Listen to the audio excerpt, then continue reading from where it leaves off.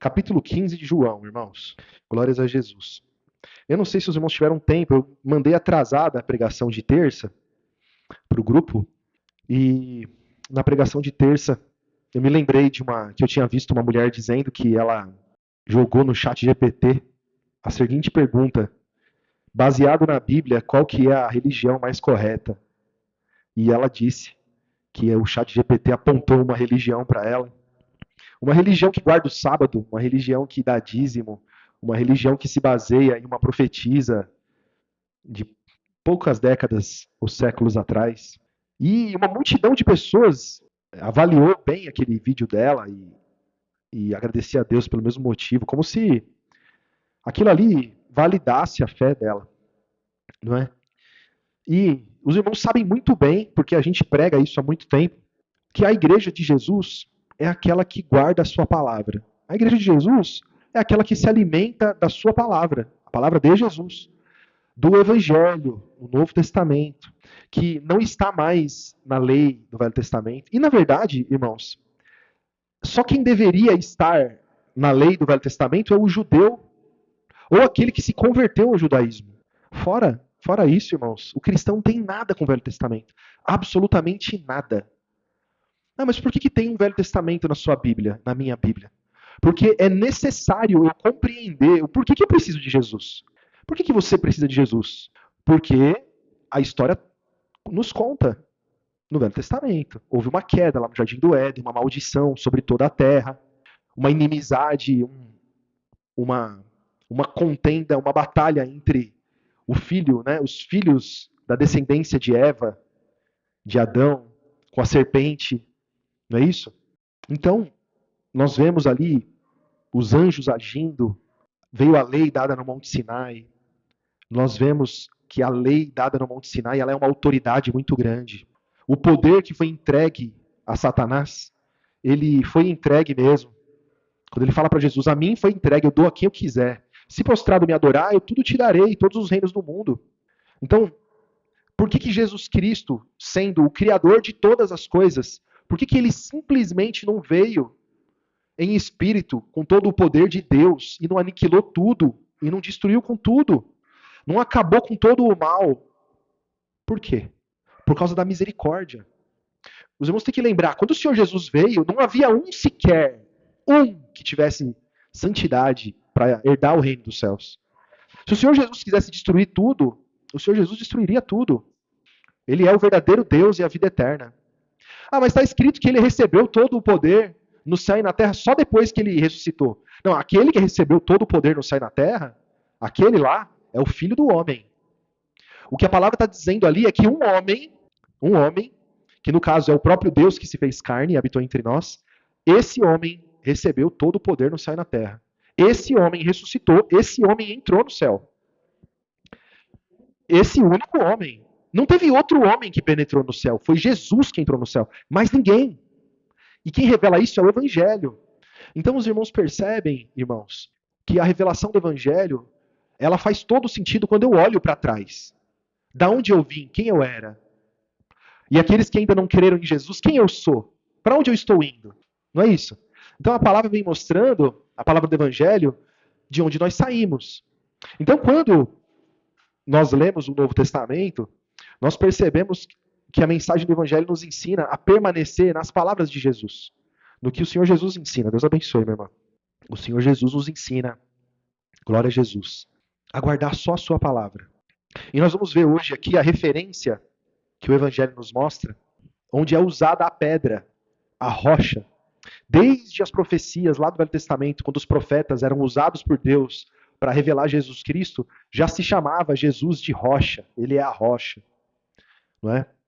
Esse texto aqui, ó, capítulo 15, verso 1. Eu sou a videira verdadeira, e meu pai é o lavrador. Toda vara em mim que não dá fruto, atira, e limpa toda aquela que dá fruto, para que dê mais fruto.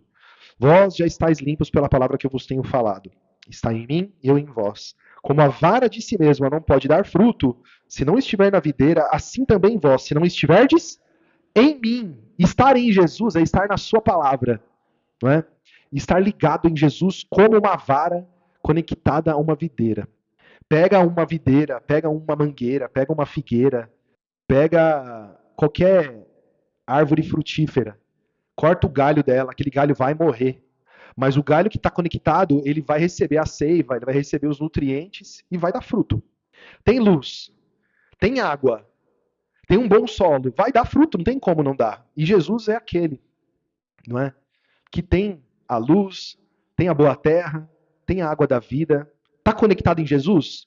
É evangelho, vai receber amor, vai receber perdão, vai receber Espírito Santo, vai receber entendimento, vai andar em amor, não vai andar em vingança, vai andar em compaixão, em misericórdia, e não um coração endurecido, e não a ira, e não o ódio, certo?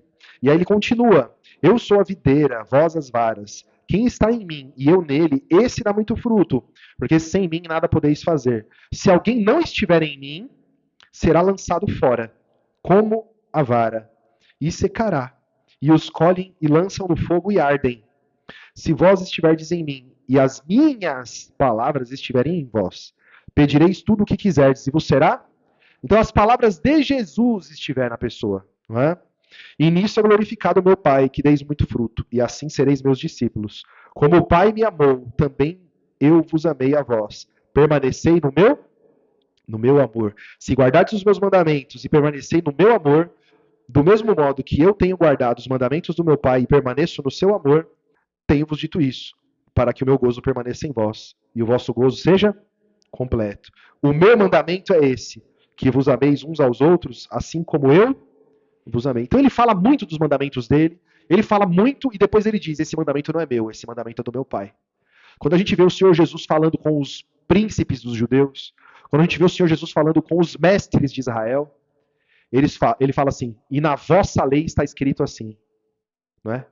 Quando o Senhor Jesus, lá no Mateus capítulo 5, fala com aqueles que o ouviam, a multidão que o ouvia, né, no monte ali das oliveiras, que ele diz: vistes o que foi dito aos antigos, eu, porém, vos digo. Vocês aprenderam assim na lei de Moisés, mas eu ensino diferente. Lá em João 8, né, ele diz assim: na vossa lei está escrito assim. Não é? Então o Senhor Jesus se revela a nós e revela ao Pai e revela a mensagem dele. Quando ele dá um novo mandamento aqui, ele está deixando claro: um novo mandamento eu vos dou, que vos ameis uns aos outros, não como a vós mesmos, como estava na lei. É como eu vos amei. Então eu não tenho como amar os meus irmãos sem conhecer Jesus. Porque eu tenho que amar igual a ele, do mesmo modo que ele. Eu não tenho que olhar para dentro de mim e ver como eu me amo para amar o próximo, como estava na lei. Não. Eu olho para Jesus, vejo como Jesus amou. E aí eu vou amar igual. E como que eu vou fazer isso? Conhecendo o Evangelho. Eu vou conhecer o Evangelho, eu vou conhecer Jesus. Eu vou ver a atitude de Jesus, os ensinamentos de Jesus, que não são os mesmos ensinamentos do Velho Testamento. Pelo contrário, não é? O Evangelho fala que o Velho Testamento, a lei dada no Monte Sinai, é o ministério que dá morte. O que é o ministério do trabalho? O que é o ministério da saúde? O que é o ministério dos transportes? O que é o ministério desse, daquele outro? Cada ministério é para trabalhar para um fim, produzir, trabalhar naquele propósito. A educação precisa crescer. O ministro da educação vai fazer a educação crescer, ganhar qualidade, atingir a todos. O que o ministério da morte faz? Leva a morte a todos, a condenação a todos. Não é? Ministério da morte e da condenação está lá em 2 de Coríntios, capítulo 3. Então, o evangelho de Jesus é a palavra que o cristão tem que seguir. Como que eu conheço uma igreja de Jesus? O que essa igreja prega? O que essa igreja ensina? Qual que é a lição dessa igreja? Quem é o Senhor dessa igreja? O Senhor dessa igreja é Jesus? Ou o Senhor dessa igreja é Moisés? Ah, não, é Jesus e Moisés. Aí está 2 de Coríntios, capítulo 3. E toda vez que é lido Moisés, o véu está posto sobre o coração deles. Mas quando se converterem ao Senhor, então o véu se tirará. Quem está ouvindo Moisés não é convertido. E ponto final. Está escrito, Paulo ensinou, segundo aos Coríntios. Não, mas a gente tem a palavra de Jesus, a gente prega Jesus, mas prega Moisés também. Não é convertido. Toda vez que é lido, o véu está posto. Mas quando se converter ao Senhor, o véu se tirará. Parou de aprender de Moisés, caiu o véu. Os irmãos lembram quando Priscila e Áquila, encontram Apolo, está lá em Atos dos Apóstolos, né? E Apolo era poderoso em palavras. Eles perceberam ali um dom. O homem sabia pregar, mas ele não conhecia nos pormenores a palavra. Foi necessário esses dois ir e revelar para eles mais minuciosamente o caminho de Deus. E ele, a partir dali, começou a andar com o apóstolo Paulo, e foi uma bênção. Trabalhou muito ali em Corinto, que é como a gente consegue ver, segundo o Evangelho. Então, irmãos, em Mateus 16, vamos lá? Irmão, pode esquecer que hoje vai passar do horário, viu? Que a irmã Maria estava fora uns dias aí, agora ela vai ouvir as pregações que ela não ouviu. Tô brincando, irmão. Glória a Jesus. Vamos ler o verso 13, a confissão de Pedro. Mateus 16, verso 13. E chegando Jesus às partes de Cesareia de Filipe, interrogou os seus discípulos, dizendo: Quem dizem os homens ser o filho do homem? E eles disseram: uns João o Batista, outros Elias, outros Jeremias, e um dos profetas. Disse-lhes ele: E vós, quem dizeis que eu sou? E Simão Pedro respondendo disse: Tu és o Cristo, o Filho do Deus vivo. E Jesus respondendo disse-lhe: Bem-aventurado és tu, Simão Barjonas, porque tu não revelou a carne e o sangue, mas o meu Pai que está nos céus. E agora, irmãos, a partir dessa leitura aqui do verso 18 em diante, os irmãos vão ver um texto, assim como muitos textos, muitas palavras de Jesus, trazem uma mensagem muito profunda. Você não pega esse texto que a gente vai ler aqui e transforma ele em algo literal. Muitas vezes o Senhor Jesus fez isso. Com um trecho pequeno de texto, de palavras que ele soltou ali naquele momento, trazem uma mensagem profunda. Não é? Então ele diz assim, ó: E também eu te digo que tu és Pedro, e sobre esta pedra edificarei a minha igreja, e as portas do inferno não prevalecerão contra ela. Irmãos, o nome Pedro significa rocha. Eu digo que você é rocha, Pedro, né? E sobre esta pedra edificarei a minha igreja, e as portas do inferno não prevalecerão contra ela. Vou continuar. E eu te darei as chaves do reino dos céus, e tudo que ligares na terra será ligado nos céus, e tudo que desligares na terra será desligado nos céus.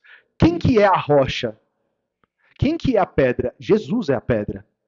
Só que ao mesmo tempo que Jesus é a pedra, o Senhor Jesus também é o cabeça da igreja. E nós somos o seu corpo. Então quando ele fala, Pedro, tu és, não é? Tu és Pedro, e sobre esta pedra edificarei a minha igreja. Jesus está dizendo que ele é a rocha e a igreja, Pedro e com todos aqueles que creem, são edificados.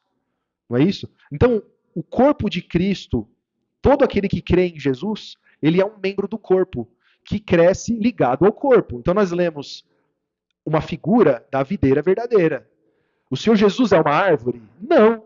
O Senhor Jesus é uma pedra? Não. Mas é uma forma como ele ensina e nos mostra que nós estamos conectados a ele, fazemos parte dele. Eu te darei as chaves do reino dos céus, e tudo que ligares na terra será ligado nos céus. E tudo que desligares na terra será desligado nos céus. O que é isso? Quem é que vai fazer isso? É Pedro?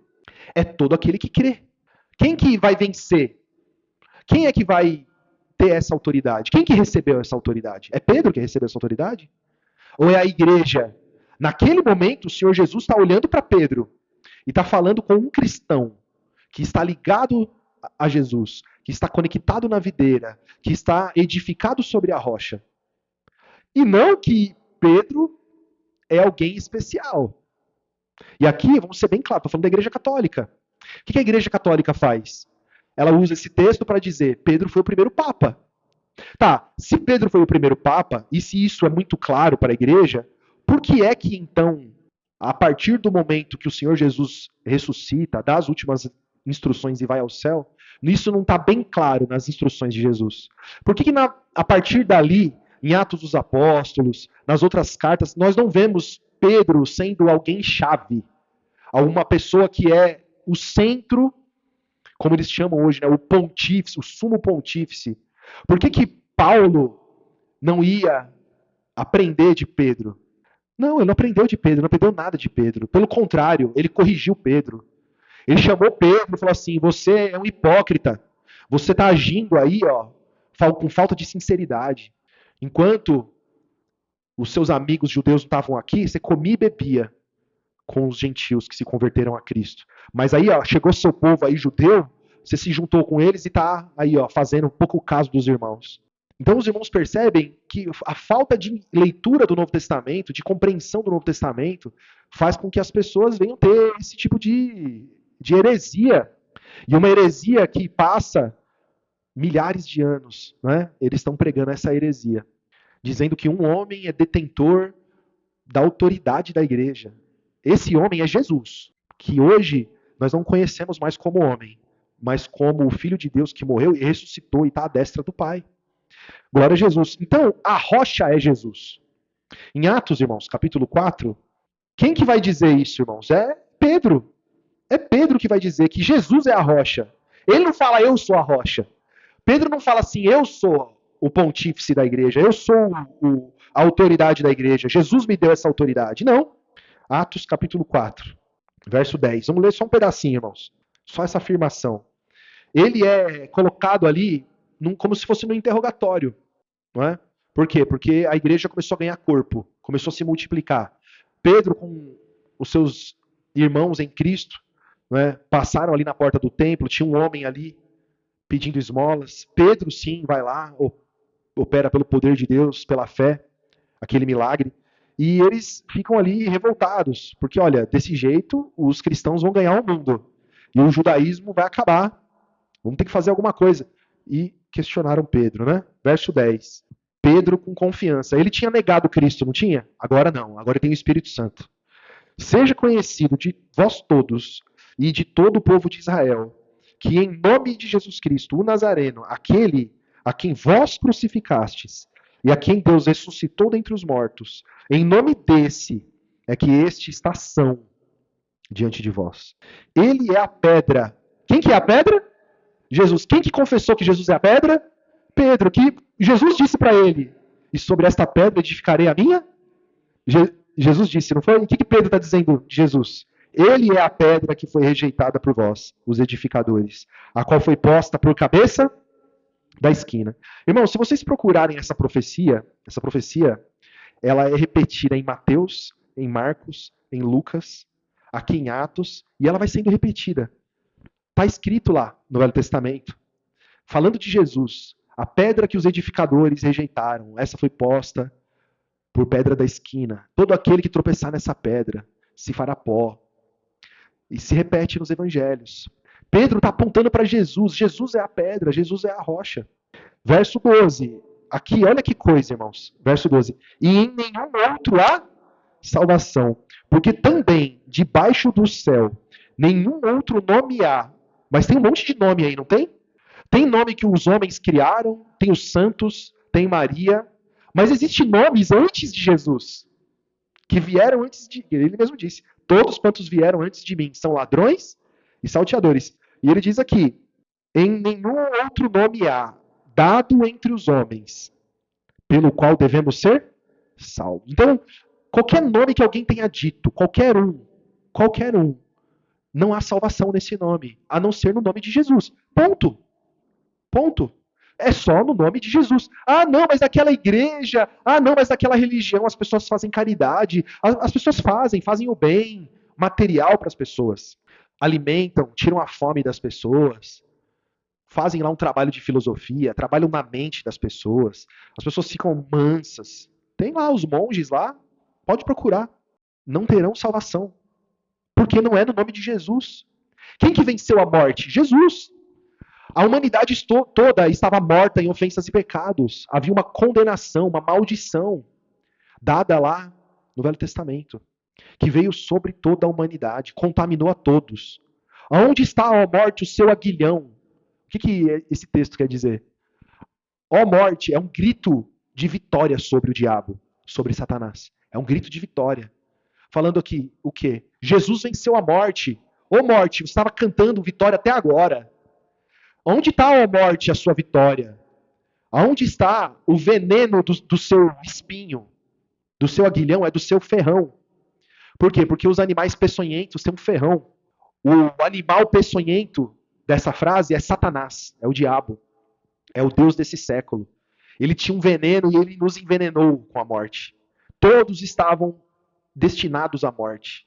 Jesus veio e trouxe a vida. E aí nós gritamos esse grito de vitória. Onde está, ó morte, o seu aguilhão? Não é? Por quê? Porque Jesus venceu a morte. E nós estamos ligados em Jesus. A morte não tem poder sobre a minha vida. Não tem poder sobre todo aquele que está ligado na videira verdadeira. Não tem poder sobre aquele que está edificado sobre a rocha. É isso. E quem confessa isso é Pedro. Em 1 Pedro, irmãos, vamos lá. Se ficar dúvida, né? 1 Pedro, capítulo 2, verso 4. Acharam todos? E chegando-vos para ele, pedra. Quem que falou isso, irmãos? Pedro. Falou de quem? Quem que é a pedra viva? Jesus é a pedra viva. É Pedro que é a pedra viva? Não, é Jesus que é a pedra viva. Glória a Jesus. Reprovada, na verdade, pelos homens, mas para com Deus, eleita e preciosa. Vós também, como pedras vivas, sois edificados, casa espiritual e sacerdócio santo, para oferecer sacrifícios espirituais agradáveis a Deus por... Nós também o que, irmãos? Vós também como pedras? Por isso que o Senhor Jesus falou que Pedro é pedra. Porque assim como Pedro que creu, nós também cremos, somos pedras vivas. Por quê? Porque estamos edificados sobre a rocha que é Cristo. Verso 6. Por isso também na Escritura se contém. Que Escritura é essa, irmãos? Velho Testamento, está lá em Isaías, no capítulo 28. Eis que ponho em Sião a pedra principal da esquina, eleita e preciosa, e quem nela crer não será confundido. Mas muitos não creem, irmãos, e ficam confundidos. Quem não crê em Jesus, quem permanece no judaísmo, quem crê em qualquer outro nome, está confundido. Está perdido. Tem que se converter. Não tem salvação. E assim, verso 7.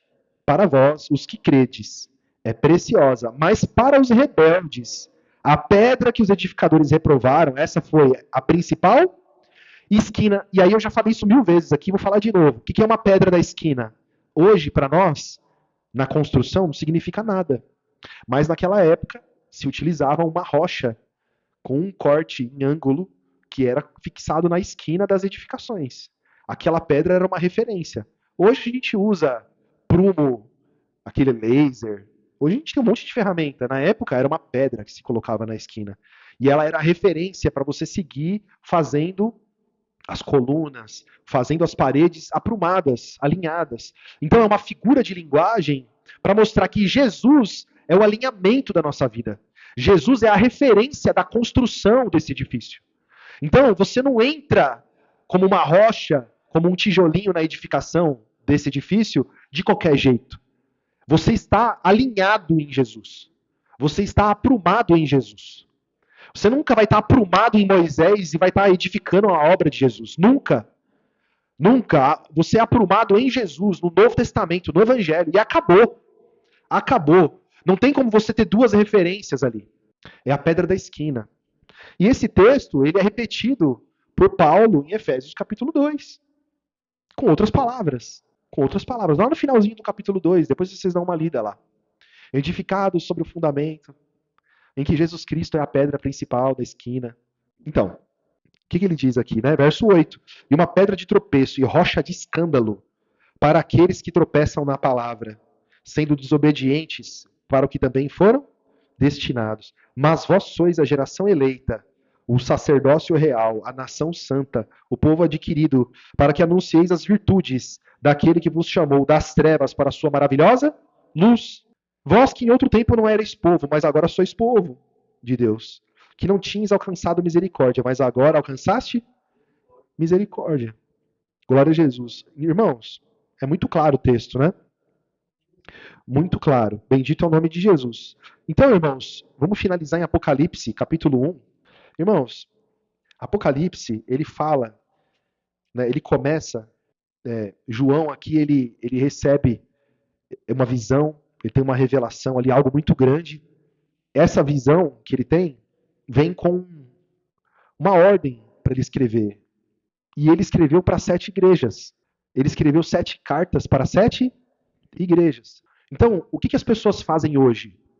O que as pessoas fazem hoje? As pessoas entendem religião como igreja. E às vezes a gente até fala assim, lá na minha igreja. Qual que é a sua igreja? A minha igreja é a Comunidade Unidos por Cristo. A minha igreja é a Comunidade Unidos por Cristo. A minha é a Congregação Cristã no Brasil. A minha é Universal. A minha igreja é católica. Sendo que a igreja, nesse caso aqui que nós vamos ler, ela é uma igreja que pertence a uma só igreja, que é a igreja de Jesus Cristo. Só existe uma igreja. Só que, localmente, existem igrejas. Então eu tenho aqui a igreja do Jardim Santa Rita, a Vila Santa Rita, né? O Jardim é outro bairro, né? Aqui é a Vila Santa Rita. E tem a igreja do Jardim Briquet. Nós estamos em comunhão. O que é pregado lá, nós pregamos aqui. Não é isso? Mas aqui é uma igreja. Lá é outra igreja. Aqui a carta ela foi enviada para regiões maiores, né? Vamos ler só o capítulo 1, verso 20, só para fazer sentido aqui, irmãos. O mistério das 7 estrelas que viste na minha destra e dos 7 castiçais de ouro. As 7 estrelas são os anjos das 7 igrejas. E os 7 castiçais que viste são as 7 igrejas. Então, ele teve uma visão. E aqui, ele está recebendo uma revelação dessa visão. O que significa cada coisa que ele viu? Castiçais, né? Estrelas, castiçais de ouro, certo? Só que aí ele vai começar a falar de cada uma das igrejas. Olha só, verso 1, capítulo 2, verso 1. Escreve ao anjo da igreja de Éfeso. Isso diz aquele que tem à sua destra as 7 estrelas, que anda no meio dos 7 castiçais de ouro. Conheço as suas obras, e o teu trabalho, e a tua paciência, e que não pode sofrer os maus, e puseste à prova os que se dizem ser apóstolos e não são. E tu os achastes mentirosos, e sofrestes, e tem paciência, e trabalhaste pelo meu nome, e não se cansaste. Tenho, porém, contra ti, que deixaste o teu primeiro amor. E aí ele vai, lembra de onde você caiu, se converte. Ou seja, para uma região, para uma igreja de um lugar, elas têm virtudes, essa igreja tem virtude, mas ela tem algo de errado. E a lição vem, corrige isso aqui, está errado. Vamos ler outra igreja, verso 8. E ao anjo da igreja de Esmirna escreve, isso diz o primeiro e o último, que foi morto e reviveu. Conheço as suas obras e tribulação e pobreza, mas tu és rica. E a blasfêmia dos que se dizem judeus e não são, mas são sinagoga de Satanás. Nada temas das coisas que há de padecer. Eis que o diabo lançará alguns de vós na prisão, para que sejais tentados, e tereis uma tribulação de 10 dias. Ser fiel até a morte, dar-te-ei a coroa da vida. Opa, tá vendo? A condição dessa igreja é outra. Verso 12. E ao anjo da igreja que está em Pérgamo, escreve, isso diz aquele que tem a espada aguda de 2 fios. Conheço suas obras e onde habitas, que é onde está o trono de Satanás. E retens o meu nome, e não negaste a minha fé, ainda nos dias de Antipas, minha fiel testemunha, o qual foi morto entre vós, onde Satanás habita. Então ele está dizendo, Satanás habita nesse mundo, e mesmo vocês habitando nesse mundo, vocês não perderam a fé, vocês guardaram a minha palavra. Essa é outra igreja, irmãos. Vamos continuar, verso 18 do capítulo 2. E ao anjo da igreja de Tiatira escreve, isso diz o Filho de Deus, que tem os seus olhos como a chama de fogo e os pés semelhantes a latão reluzente. Conheço suas obras, o amor, o serviço, a fé e a sua paciência, que tem as últimas obras e que as tuas últimas obras são mais do que as primeiras. Mas algumas poucas coisas tenho contra ti, que deixas Jezabel, mulher que se diz profetiza, a ensinar e enganar meus servos, etc, etc, etc. Então tem aqui uma profetisa aqui nessa igreja aqui, e está errado. E está errado. Os irmãos percebem que é muito parecido com religiões? Não poderia ser uma religião, que hoje a pessoa chama de religião, tem um nome, tem uma placa, mas está errando nisso, está errando naquilo. Essa daqui é sofredora, mas está firme. Os irmãos percebem isso? Olha aqui, capítulo 3, verso 1. E ao anjo da igreja que está em Sardes, escreve, isso diz o que tem os 7 Espíritos de Deus e as 7 estrelas. Conheço as suas obras, que tens nome de que vives, mas estás morto. Ser vigilante e confirma os restantes que ainda estão para morrer. Ou seja, era uma igreja que estava tudo morto. E tinha uma pequena parte que estava para morrer. E essa mensagem vinha dizendo o que para eles? Olha, cuida desses, não é? Ser vigilante, confirma os restantes que estão para morrer, porque não achei as suas obras perfeitas diante de Deus. E vem outros conselhos na sequência. Verso 7. E o anjo da igreja diz, a igreja que está em Filadélfia, escreve, isto diz o que é santo, o que é verdadeiro, e que tem a chave de Davi, e que abre e ninguém fecha, e fecha e ninguém abre. Conheço as suas obras, eis que antes de ti pus uma porta aberta, e ninguém pode fechar, porque tendo pouca força, guardaste minha palavra, e não negaste o meu nome. Tá vendo? Essa igreja aqui tá com a porta aberta, não é? E a sétima carta, verso 14. E ao anjo da igreja de Laodiceia escreve: Isto diz o Amém, a testemunha fiel e verdadeira, o princípio da criação de Deus. Conheço suas obras, que nem és frio nem quente, e quem dera se fosse frio ou quente. Assim porque és morno e não é frio nem quente, vomitar-te-ei da minha boca. Como dizes, rico sou, estou enriquecido, de nada tenho falta, e não sabes que és um desgraçado, e miserável, e pobre, e cego? E nu, aconselho-te que de mim compres ouro provado no fogo, para que te enriqueças, e roupas brancas para que te vistas, e não apareça a vergonha da tua nudez. E te unjas os olhos com colírio, para que vejas, eu repreendo e castigo a todos quanto amo. Isso quer dizer o quê? É uma igreja que está morta, é uma igreja que é morna, é uma igreja que está toda errada. Mas ele deixou de amar? Não deixou de amar. O que ele está fazendo? Repreendendo. O que ele está fazendo? Exortando, despertando esse povo. Não é? E ele vai dizer: Eis que estou à porta e bato. Se alguém ouvir a minha voz e abrir, quer dizer, essa igreja não ouvia a voz de Jesus. Ele estava na porta e estava batendo. Era uma igreja? Era uma igreja. Era uma igreja. Mas estava tudo morto. E a palavra está dizendo o que para essa igreja? Desperta, acorda, se arrepende. Né? Aquele que abrir a porta, entrarei até ele, e com ele cearei, e ele comigo. Ao que vencer, te concederei que assente comigo no meu trono, assim como eu venci, e me assentei com meu Pai no seu trono. Quem tem ouvidos, ouça o que o Espírito diz às igrejas. Os irmãos percebem que, apesar de ser uma carta para cada igreja, ela está também falando com todas as igrejas? Porque aqui termina o texto das 7 igrejas. Quem tem ouvidos? Quem é que tem ouvidos? Todo mundo tem ouvido. Ah, um ou outro não ouve porque tem problema de audição. Mas o que está querendo dizer aqui? Quem tem fé? Quem ouve o Evangelho? Quem ouve a palavra de Jesus, ouça o que o Espírito diz às igrejas, porque não é todo mundo que ouve. Então, qual que é a igreja certa, irmãos? Qual que é a religião certa?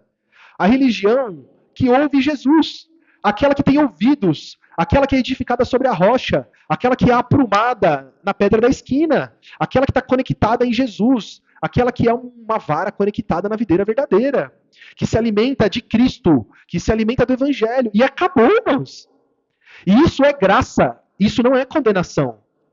Jesus não veio condenar ninguém, todos já estavam condenados. Ele poderia ter destruído tudo, mas ele derramou a graça. O Senhor Jesus Cristo poderia ter arrancado das mãos daquele anjo, no qual ele entregou a criação para cuidar, que era um querubim, não é? Para o cuidado, como está lá na profecia de Ezequiel 28. O Senhor Jesus, ele veio com justiça. O Senhor Jesus, ele não faltou com a sua palavra. Ele não agiu como os anjos agem. Que fala uma coisa e muda de ideia. Fala uma coisa e se arrepende. Que fala uma coisa, depois vem um homem e dá conselho e ele vai e muda de ideia. Que se ira todos os dias. Que é violento, que é agressivo, que é malvado. Que ama uma partícula do mundo e odeia o resto do mundo. Não. O Senhor Jesus veio trazendo a mensagem verdadeira. Por isso que ele fala: eu sou o caminho, a verdade e a vida. Essa é a verdade, né? Eu vim para isso, para trazer o conhecimento da verdade. Para isso eu vim ao mundo. Então, irmãos, os irmãos têm que dar glória a Deus porque os irmãos estão fundados no Evangelho, na palavra de Jesus. O que ele ensinou, o que ele mandou, nós praticamos, nós vivemos. E por isso a importância de nós sermos santos, a importância de nós guardarmos a palavra, a importância de nós brilharmos nesse mundo, de nós darmos fruto, porque ele disse que nós devíamos dar fruto. Nós temos que dar fruto. Nós somos a luz do mundo, nós somos o sal da terra. Amém, irmãos? Então, glória a Jesus, né? E que o Senhor Jesus venha abençoar todas as igrejas de Cristo, todos aqueles que estão fundados no Evangelho, e que essa palavra, não é, venha também percorrer o mundo todo. Em nome de Jesus. Vamos